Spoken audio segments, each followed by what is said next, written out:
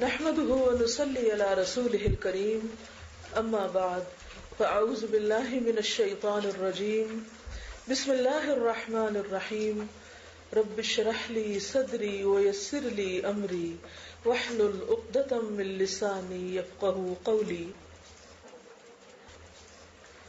سورۃ النور.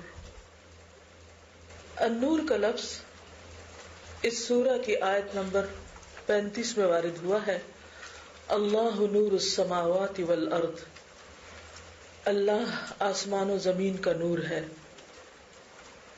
سورت مدینہ میں نازل ہوئی، الحشر کے بعد غزوہ بنو المصطلق جو 6 ہجری میں ہوا اس کے بعد نازل ہوئی.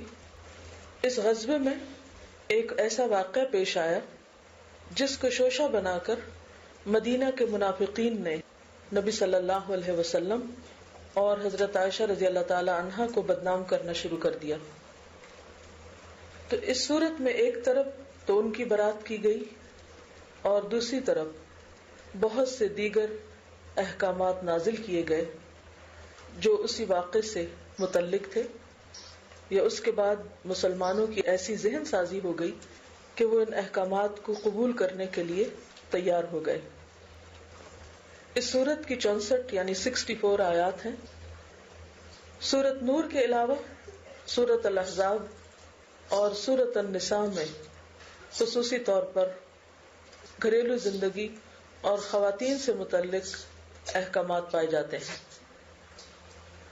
حضرت عمر رضی اللہ تعالی عنہ نے اہل کوفہ کے نام ایک فرمان میں تحریر کیا، یعنی ایک خط لکھا ان کو اور کہا کہ علموا نساءکم سورۃ النور، اپنی خواتین کو سورت نور سکھاؤ.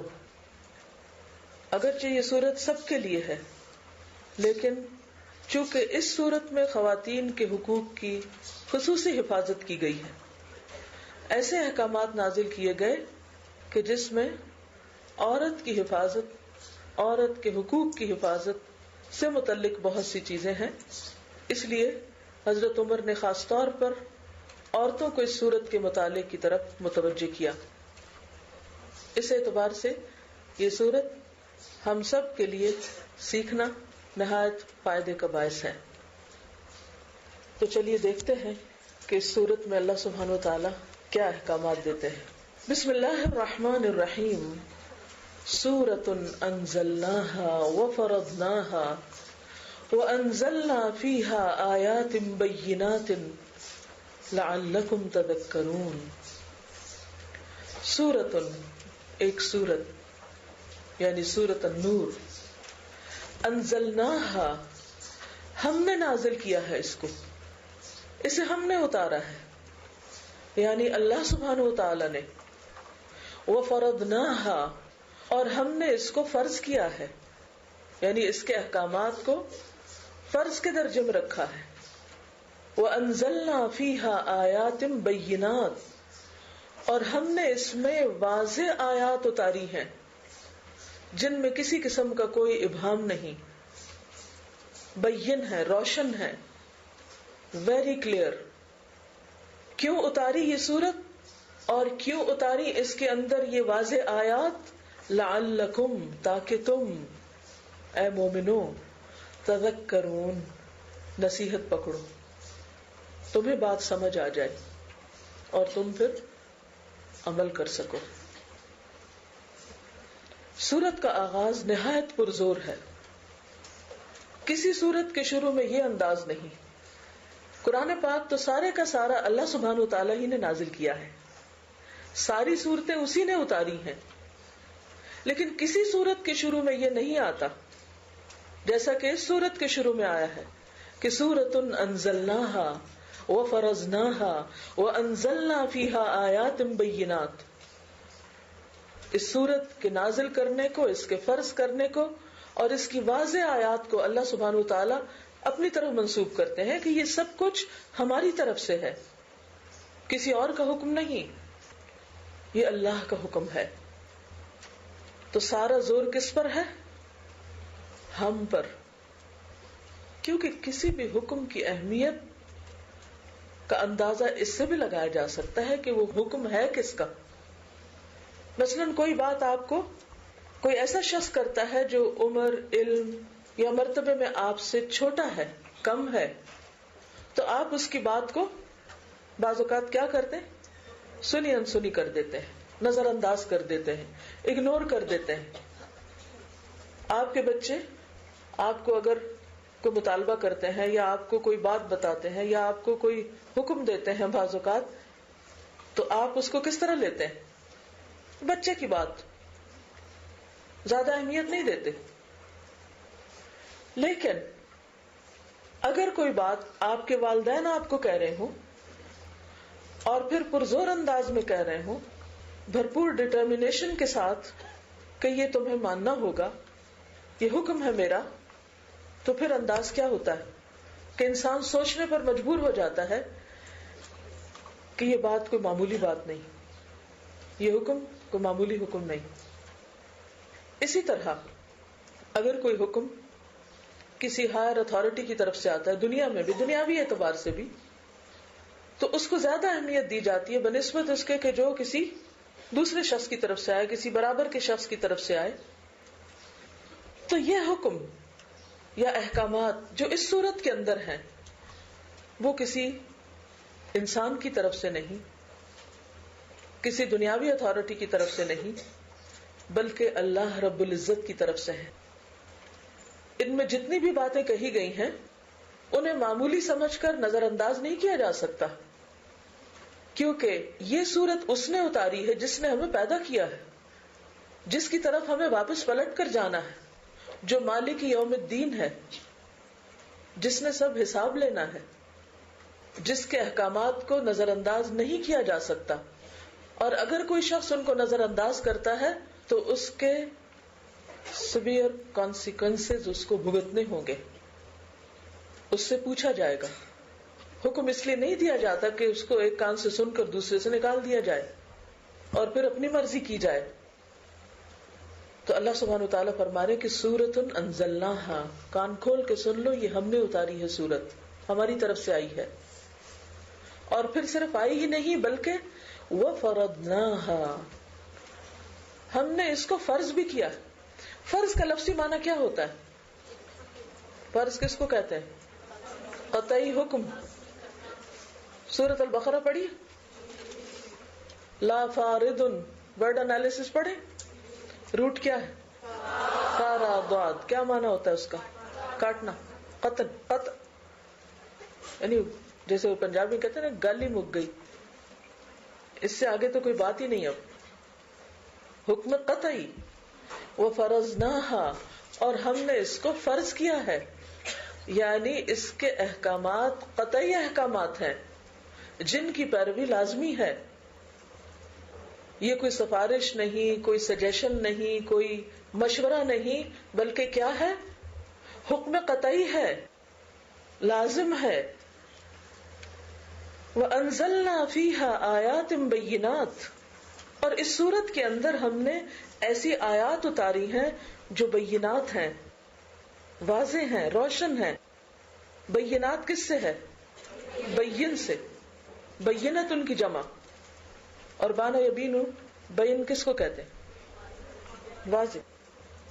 بین اور بون جدائی کو بھی کہتے ہیں اسی روٹ سے، الگ الگ کر دینے والی. آیات بینات یعنی بالکل کھول کھول کے رکھ دینے والی، یعنی ایسے احکامات ہیں جو کیٹیگوریکل ہیں، جن میں کوئی ابہام نہیں، کوئی کنفیوژن نہیں. ایسا نہیں کہ اچھا یہ بھی کر لو تو ٹھیک ہے اور یہ بھی کر لو تو ٹھیک ہے، کیا پتا اس کا کچھ اور ہی مطلب نکلتا ہو. لیکن اس کے باوجود شیطان نے لوگوں کے لیے ان کی خواہشات کو کتنا خوبصورت بنا دیا ہے کہ عام طور پر لوگ اسی صورت کے احکامات کے بارے میں کیا کہہ رہے ہوتے ہیں کہ وہ قرآن میں ہے ہی نہیں، جبکہ اللہ سبحانہ وتعالیٰ فرماتے ہیں وَأَنزَلْنَا فِيهَا آيَاتٍ بَيِّنَاتٍ، کہ ہم نے اس میں جو آیات اتاری ہیں وہ اتنی واضح ہیں کہ کوئی یہ عذر نہیں کر سکتا، کوئی یہ بہانہ نہیں کر سکتا کہ بات سمجھ نہیں آئی، ہمیں تو پتہ ہی نہیں چلا اس میں کیا لکھا ہے، عمل کیسے کریں. اور یہ سب اہتمام کس لیے؟ یہ سب کیوں؟ لعلکم، تاکہ تم تذکرون، نصیحت پکڑو، سبق حاصل کرو، بات کو اچھی طرح سمجھ جاؤ. کل جب تمہارا حساب ہو تو کوئی عذر بہانہ نہ کرو.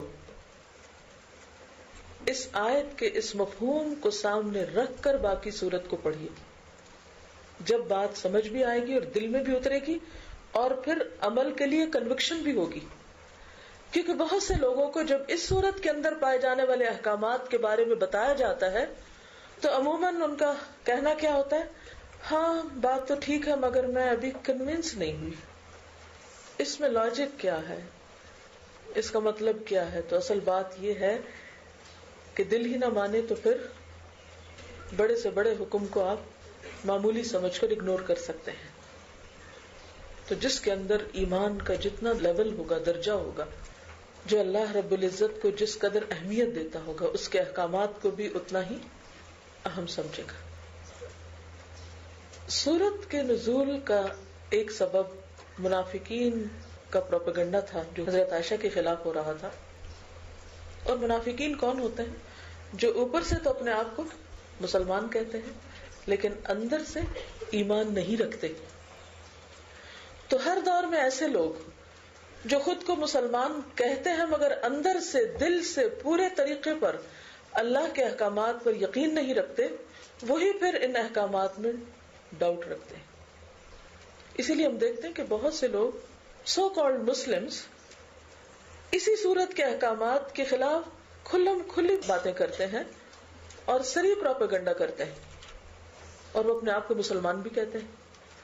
تو بہت حیرت ہوتی ہے کہ ایک طرف مسلمان ہونے کا دعویٰ ہے اور دوسری طرف اس صورت کے اندر پائے جانے والے احکامات کا مذاق اڑایا جا رہا ہے اور ان کو معمولی سمجھا جا رہا ہے اور اس کو بیکورڈنس اور بربریت اور ایکسٹریمزم قرار دیا جا رہا ہے.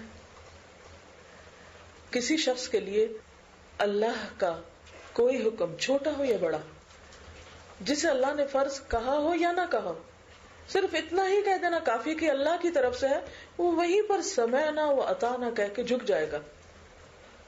لیکن جس کے دل میں شک ہے اور جس کے اندر ایمان کی کمی ہے، وہی پھر احکامات کو جھٹلائے گا بھی، اور اگر جھٹلائے نہ بھی تو مذاق اڑانے سے گریز نہیں کرے گا. تو ایک لحاظ سے یہ سورت ہمارے ایمان کا بھی امتحان ہے. نور روشنی کو کہتے ہیں. جب کسی چیز پر روشنی پڑتی ہے اور تیز روشنی پڑتی ہے تو اس کا نتیجہ کیا ہوتا ہے؟ اچھا برا سب واضح ہو جاتا ہے. اس سورت کے احکامات کو پڑھ کر ہم سب اپنے دل کے اندر جو روشنی پائیں گے اس سے ہمیں اپنے دلوں کی کیفیت بھی معلوم ہو جائے گی کہ ہمارے ایمان کا درجہ کہاں، کتنا، کیسا ہے، کیا ہے، ابھی تک کہاں ہم میں کمی ہے. اس اعتبار سے یہ ان سب لوگوں کے لیے ایک بہترین موقع ہے جو سورت کو پہلے پڑھ چکے ہیں یا نہیں پڑھ چکے، کہ اس کی روشنی میں اپنے دل کا جائزہ لیں.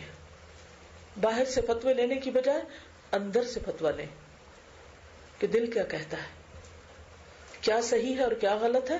اگرچہ احکامات میں بتا دیا گیا ہے لیکن پھر بھی ہمیشہ کچھ گرے ایریاز ہوتے ہیں. تو اس نور نے ان گرے ایریاز کو بھی بہت واضح کر دیا. تو گویا یہ ہمارے دل کی کیفیات کو جانچنے والی صورت بھی ہے اور اللہ تعالیٰ کے احکامات کو سمجھنے والی بھی، کہ اس سے ہمیں رب العزت کا مقصود اور جو منتہا ہے ہم تک بات پہنچانے کا وہ بھی سمجھ آتا ہے. سبحانک اللہم و بحمدک، نشہد ان لا الہ الا انت، نستغفرک و نتوب الیک. السلام علیکم و رحمۃ اللہ وبرکاتہ.